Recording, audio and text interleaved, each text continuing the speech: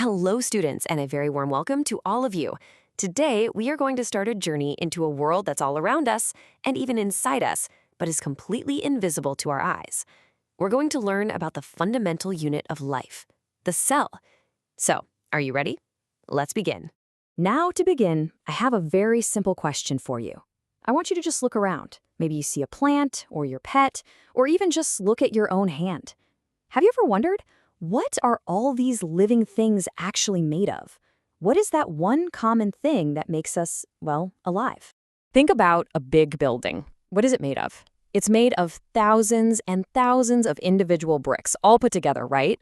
Well, in a very similar way, all living organisms are also built from tiny, tiny building blocks. And these building blocks are called cells. But wait a minute. If these cells are so tiny that we can't even see them, how do we know they exist? Well, for that, we have to travel back in time and listen to a fascinating story. The story of how the cell was discovered. Our story starts a long, long time ago, in the year 1665. And the hero of our story is a curious English scientist by the name of Robert Hooke. Now, Robert Hooke had made his own simple microscope. One day, he took a very thin slice of cork, cork, which comes from the bark of a tree, and he put it under his microscope. What he saw was simply amazing. He saw a structure that looked a little bit like a honeycomb. It was made of many tiny box-like compartments. But because cork is actually dead plant tissue, what he was seeing were just the empty outer walls of cells that were once alive. These little boxes reminded Hooke of the small rooms in a monastery where monks used to live. In Latin, a small room is called a cella. So he decided to call these little boxes cells.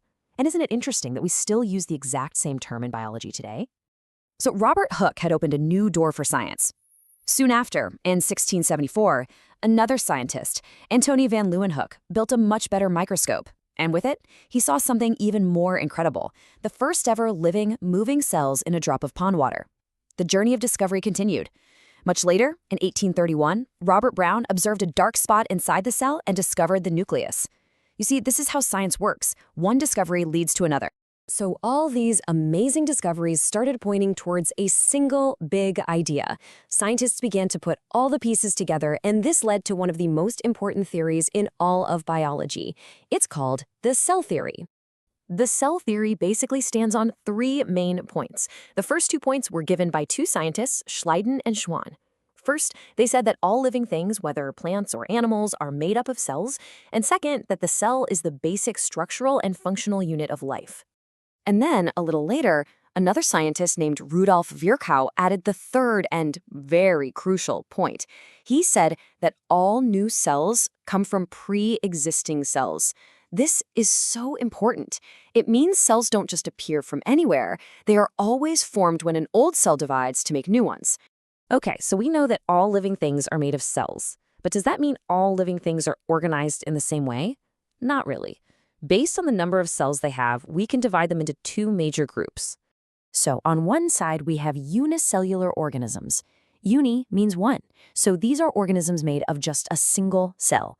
Think of amoeba or bacteria. This single cell has to do everything for the organism, moving, eating, breathing, everything. On the other side, we have multicellular organisms, like plants, animals, and of course, us. Multi means many. We are made of millions and billions of cells that all work together. Now, if a multicellular organism, like us, has so many cells, do all the cells do the same work? Absolutely not. It's just like a well-organized team where everyone has a specific job to do. And this brings us to a very important concept called division of labor. Think about it. In our body, the heart's job is to pump blood, the lungs' job is to breathe, and the stomach's job is to digest food, right? At the cellular level, it's the same idea. Different groups of cells form teams to carry out specific functions. This sharing of work among cells is what we call division of labor. And to perform these different jobs, our cells come in all sorts of shapes and sizes. For example, our red blood cells are small and round, which helps them travel easily through tiny blood vessels. Our muscle cells are long and thin, so they can contract and help us move. And our bone cells are strong to give our body its shape. You see, the shape and size of a cell is directly related to its function. Let's take a closer look at this nerve cell. See how long it is, almost like a wire, with all these branches at the end? This shape is perfect for its job. Its job is to carry messages, like electrical signals, from your brain to all parts of your body, sometimes over very long distances. Its shape helps it do that very, very quickly. Now, this brings us to a very common question that many students have. Let's think of a huge animal, like an elephant, and a very small animal, like a mouse. Do you think the elephant's cells are bigger than the mouse's cells? Well, the answer might surprise you. It's no. The cells of an elephant and the cells of a mouse are roughly the same size. The reason an elephant is so big is because it has many, many, many more cells than a mouse. It's about the number of cells, not the size of the individual cells. It's the same reason a large onion has more cells than a small onion, even though their cells look the same under a microscope. Okay, that was a lot of information. So let's take a moment to quickly revise what we have learned today. First, the cell is the fundamental building block of all living things. Second, the cell theory tells us that all life is made of cells, and new cells always come from pre-existing cells. Third, we learned about unicellular and multicellular organisms. And finally, we understood that in multicellular organisms, there is a division of labor where different cells are specialized to do different jobs. So now we know what a cell is and why it's so important, but this is really just the outer layer of the story. The cell itself is like a tiny, bustling city full of activity. So the next big question is, what exactly is happening inside a cell? What are its different parts?